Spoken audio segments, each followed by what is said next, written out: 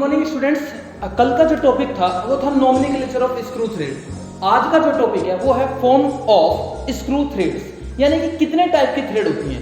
Basically देखा जाए तो two types of thread, V shape thread होती हैं, दूसरा स्क्वायर शेप की थ्रेड होती हैं, यानी कि V thread and square thread. अब इसके अंदर कितनी होती है? वी शेप के अंदर डिफरेंट टाइप की होती हैं और स्क्वायर के अंदर डिफरेंट टाइप की होती है। तो आज सबसे पहले है फॉर्म्स ऑफ स्क्रू थ्रेड। ठीक है, तो सबसे पहले हम लेते हैं फॉर्म्स ऑफ स्क्रू थ्रेड। इसके अंदर दो टाइप की है और ये आपको थ्योरी में भी लिखना है। तो थ्योरी में जो होगा वो मैं आपको पूरा का पूरा पैटर्न डिस्क्रिप्शन में ऐड कर दूंगा उसका लिंक, और वो आपको ये पूरा लिखना होगा। तो यहां पर वी थ्रेड, वी शेप की थ्रेड हो गई वी थ्रेड, दूसरी होती है स्क्वायर थ्रेड। स्क्वायर थ्रेड, ये दो टाइप की थ्रेड होंगी आपकी। इसके अंदर आपको सबसे पहले वी थ्रेड पढ़ना है, जिसके अंदर आपको पिच गिवन होती है, उसके बेस पे हमें हाइट निकालनी होगी, उसी के बेस पे स्मॉल हाइट निकालनी होगी। जब आप ये दोनों तीनों कैलकुलेशन कर लेते हैं उसके बाद आपका जाके डायग्राम बनता है पूरा। ठीक है, तो सबसे पहले मैं आपको एक बार थ्रेड दिखा देता हूं। तो वी शेप के अंदर हम जो थ्रेड पढ़ेंगे आज, वी शेप के अंदर नंबर 1 पे पढ़ेंगे BSW थ्रेड, जो कि 55 डिग्री पे काम करता है। इसका नाम है British standard width board thread. BSW 55 degree पे काम करता है, 55 डिग्री पे काम करता है। तो सबसे पहले मैं आपके सामने इसका एक डायग्राम बना देता हूं। डायग्राम बनाने के बाद इसकी जो डायमेंशन होगी वो पुट करेंगे, प्रॉपर मैं आपको दिखाऊंगा पहले, उसके बाद फिर आप अपने आप समझना शुरू कर जाएंगे कि कैसे ये डायग्राम बनता है। तो चलिए मैं सबसे पहले डायग्राम बना देता हूं।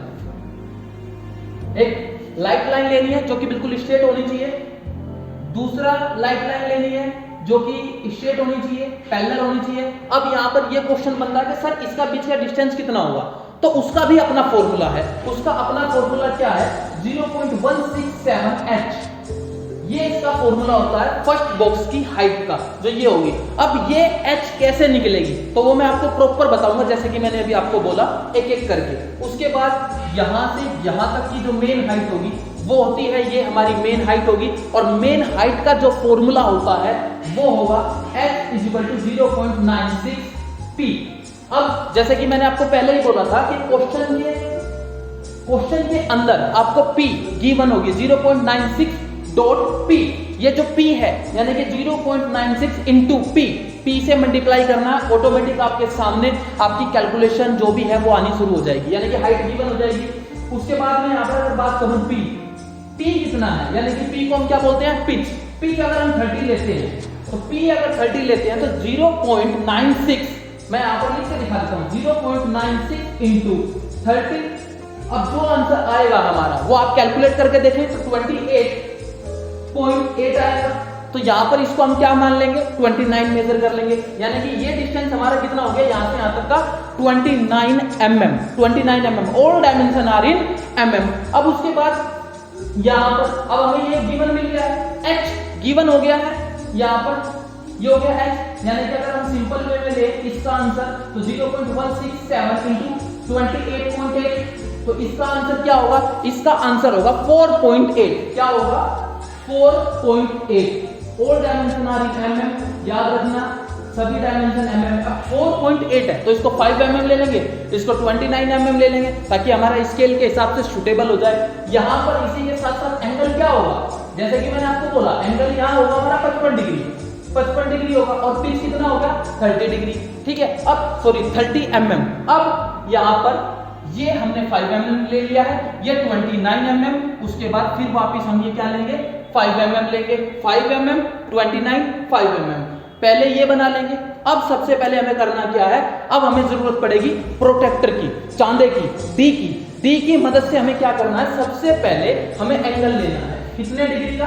55 डिग्री का। तो सबसे पहले 55 का हाफ करके ले लेंगे 27.5। तो 27.5 कैसे लेंगे? यहां से हम डी रखेंगे, यहां पर, यहां से ये आ जाएगा इधर से इतना लेके छोड़ देंगे, ये हमने डी हटा दिया। अब डी हम यहां पर रखेंगे और पूरा कॉर्नर से कॉर्नर तक मैच ज्वाइन करना है। फिर ये आ जाएगा। अब याद रहे यहाँ पर पिच क्या होगी, जैसे कि मैंने आपको बोला पिच होगी हमारी 30, तो पिच का हमें कैसे पता चलेगा कि यहाँ से यहाँ तक का जो डिस्टेंस होगा वो आपको पहले ही डॉट पॉइंट लगाने हैं, और जब भी आप इसका सेंटर पॉइंट आ जाएगा 15 पे, वो ऑटोमेटिक ही एंगल उससे जाके ज्वाइन हो जाएगा। तो यहाँ पर पिच कितना हो गया हमारा, पिच हो गया 30 mm, ठीक है। और ये हाइट 5 mm, 29 mm, 5 mm।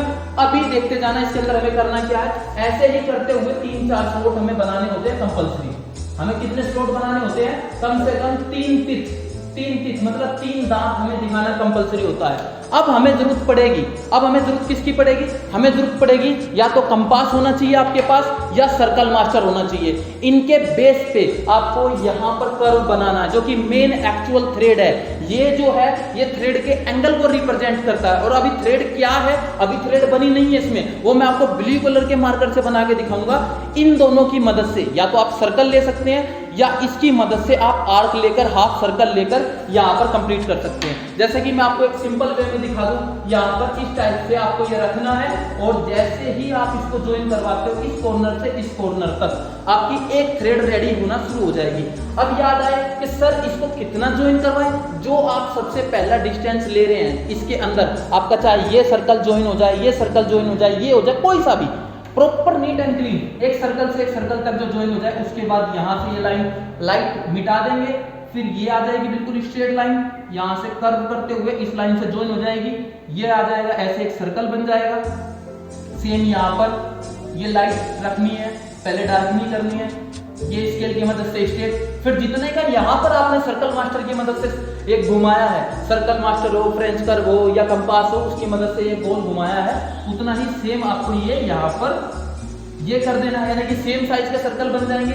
अब जो ब्लू कलर का मैं आपके सामने बना रहा हूँ ये आपकी थ्रेड है, और जो ये है ये स्टेप 1 में आता है मार्किंग करने के लिए, ठीक है, जिसकी मदद से हमें सर्कल बनाना होता है। ये आ गया यहाँ पे। अब ये चीज ऐसे करते हुए बिल्कुल स्ट्रेट बनाना है आपको, याद रहे स्केल की मदद से बनाना है, ठीक है। और ये जितना भी ब्लू कलर का दिखाई दे रहा है ये आपका सारा का सारा थ्रेड बनती जा रही है। अब यहाँ पर आ गए 1 2 3। इसके बाद अब हमें क्या करना है, ये थ्रेड का बॉडी पार्ट है, ये यहाँ तक बॉडी पार्ट है, ये बॉडी पार्ट है, और यहाँ पर कर्व करके ये ऐसे कर देना, फ्री एंड होगा, ये बॉडी पार्ट है। अब जितना भी ब्लैक कलर का इसमें दिखाया गया है वो तो सिर्फ रेफरेंस के लिए है कि जिसके बेस पे हमारी थ्रेड बन जाए, और जितना भी ब्लू कलर का वो है थ्रेड। अब थ्रेड क्या है मैं आपको एक सिंपल वे में एक डेमो दिखा देता हूँ, वीडियो पॉज कर।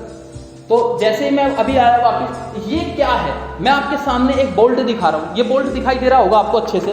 इस बोल्ट को देखना, यहाँ पर जो ये थ्रेड है, जितनी भी ये थ्रेड है, आपको मैं व्हाइट बैकग्राउंड के साथ दिखा रहा हूँ, जितना भी ये थ्रेड है ये दिखाई दे रहा है आपको प्रॉपर यहाँ पर। अगर मैं इसका मेन पोर्शन देखूँ सामने से ये कैसा दिखाई देगा, तो मैं इसको बीच में से कट करके दिखा देता हूँ आपको। ये आ गया बीच में से कट। अगर अब आप ध्यान से देखें तो ये वाला जो पोर्शन है, ये जो है सामने का फेस बिल्कुल कट चुका है, बीचों बीच से मैंने इसको काट दिया है। ये जो सामने का पोर्शन है ये सॉलिड है, तो ये जितना भी पोर्शन है ये सब सॉलिड पोर्शन को रिप्रेजेंट कर रहा है, और बाकी थ्रेड आपके यहाँ पर सामने ये बनी हुई है। अब आप ध्यान से देख सकते हो इसको, ये सॉलिड पोर्शन है और ये आपका थ्रेड है, ठीक है, ये आपको अच्छे से दिखाई दे रहा होगा। अब मैं क्या करता हूँ, यहाँ पर आपको सॉलिड पोर्शन रिप्रेजेंट करके दिखा देता हूँ। सॉलिड पोर्शन कौन सा है इसमें से, तो यहाँ पर एक हैचिंग लाइन स्टार्ट हो जाएगी, और बिल्कुल प्रॉपर होनी चाहिए, सभी का गैप बराबर आना चाहिए। ये जितना भी पोर्शन है ये सॉलिड पोर्शन को रिप्रेजेंट कर रहा है यहाँ पर, यानी कि ये वाला हिस्सा है, ये नीचे वाला हिस्सा है ये, और जहां पर ये टिप्स हैं, थ्रेड्स हैं, ये थ्रेड्स हैं, ठीक है, वी शेप की थ्रेड्स ये हो गई। और ये ग्रीन वाला जिस पे मैंने ग्रीन मार्कर चला रहा हूँ वो ये चीज है, ये वाला पोर्शन। आई होप आपको अच्छे से समझ में आ रहा होगा। इसके रिगार्डिंग अगर अब भी कोई प्रॉब्लम है तो आप पर्सनली मैसेज कर सकते हैं, मैं आपको ये फुल डिटेल के साथ और अच्छे से समझाने की कोशिश करूंगा। यहाँ पर ये जितना भी है ये सब सॉलिड पोर्शन रिप्रेजेंट करना है आपको, और याद रहे इनका स्पेस बिल्कुल इक्वल होना चाहिए। इक्वल नहीं होगा तो प्रॉब्लम हो जाएगी, वो अच्छे से नहीं दिखाई देगा। साथ साथ कौन सा किसको रिप्रेजेंट करता है वो मैं आपको अभी दिखा दूंगा यहाँ पर।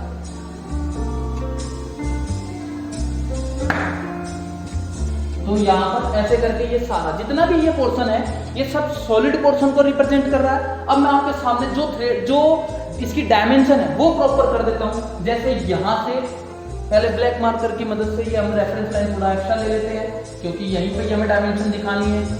ठीक है, सर्कल का क्या रहेगा, जो इनका बीच का डिस्टेंस होगा उस पर सर्कल आ जाएगा।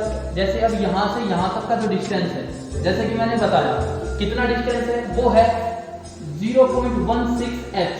जो ये डिस्टेंस होगा 0.16h हो जाएगा। फिर यहाँ से यहाँ तक का डिस्टेंस जो होगा वो हमारा क्या हो जाएगा, h हो जाएगा, यानी कि h = 0.96p। ठीक है, सेम ये वाला कितना हो जाएगा, ये वाला सेम हो जाएगा 0.16h, ये हो जाएगा। और रही बात ये आपको फ्री एंड लेना है, आप इसका डिस्टेंस कितना भी ले सकते हैं, ये आप फ्री एंड कितना भी ले सकते हैं, इससे कोई दिक्कत नहीं है। अब ये कौन सी थ्रेड है, ये मैंने आपको बताया British standard width board thread है, जो कि 55 डिग्री के एंगल पे है। अब यहाँ से रखकर, इस पॉइंट से यहाँ से रखकर कंपास की मदद से आप ये बना लेंगे ऐसा, और यहाँ पर ये शो कर देंगे। ये शो करने के बाद यहाँ पर एंगल लिख देंगे, कितना है 55 डिग्री। ये 55 हो गया, थ्रेड्स हो गए, इसके टोटल डिस्टेंस हो गया। यहाँ पर P लिख दिया है। तो शीट पर नोमेनक्लेचर की एक शीट अपनी बनेगी, इसके अंदर वी शेप के अंदर जितनी है, स्क्वायर की जितनी है, टोटल इन दोनों की एक ही शीट बनेगी। यानी कि इसके अंदर अगर 4 से 5 थ्रेड है, इसके अंदर अगर 4 से 5 थ्रेड है, सारी मिला के वी शेप की एक शीट बना लेना, एक शीट इसकी बन जाएगी। यानी कि सिंपल वे में बोलूं, इसकी एक शीट, इसकी एक शीट, 2 शीट पर सारा काम खत्म होगा। एक शीट के ऊपर वी थ्रेड सारी होनी चाहिए, दूसरी शीट के ऊपर स्क्वायर थ्रेड होनी चाहिए। स्क्वायर में 4 थ्रेड आती है, इसके अंदर भी 4 से 5 थ्रेड आती है। ठीक है, आई होप आपको ये अच्छे से समझ में आ गया। Thank you so much my dear.